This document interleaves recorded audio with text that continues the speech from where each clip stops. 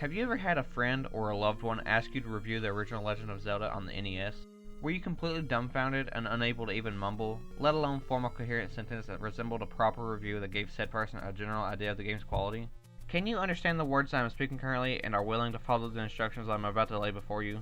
If you answered yes to even one of these questions, then I would be happy to teach you how to properly review The Legend of Zelda for the Nintendo Entertainment System. Step 1. Emotional backstory. Unlike Ocarina of Time, past experience isn't completely necessary to review this game, although it does help soothe any wounds of scorn that any Zelda 1 haters, or as I call them, virgins, may cast your way for defending this game.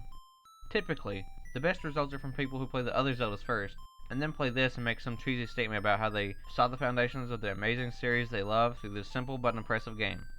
Again, personal backstory isn't important. Step 2. Aesthetics. Speaking too much about aesthetics also isn't important, as this game is on a system less complex than most modern landline phones. Let's mention how iconic the overworld and opening themes are, cough up something about the sprites still looking good, and move on before anyone notices. Step 3. Plot.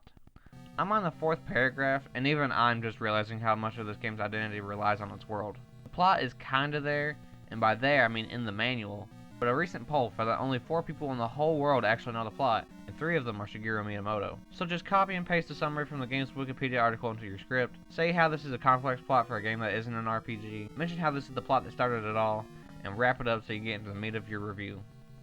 Step 4. World. This step is pretty much the only section with any thickness to it, so be sure to milk it dry.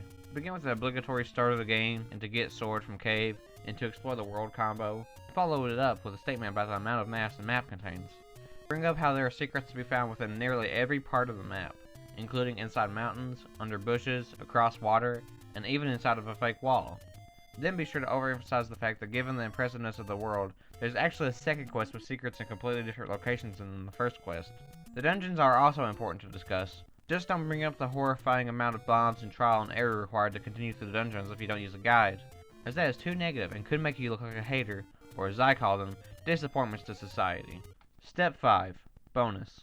There's not a lot of fluff to go around, due largely to the fact that this game is super simple and small compared to later games, but there are a few things that can be sprinkled in random sections. Insert the following as you wish. English. Green eyebrows. Ganon is a pigman. That's pretty much all there is to reviewing The Legend of Zelda on NES. Not a lot going on, but still a game that many people treasure and hold in high regard. So get out there and make a review of Zelda 1, and be prepared to deal with the Zoomers who claim, "It's not actually a good game, you're just old and don't know what good games are."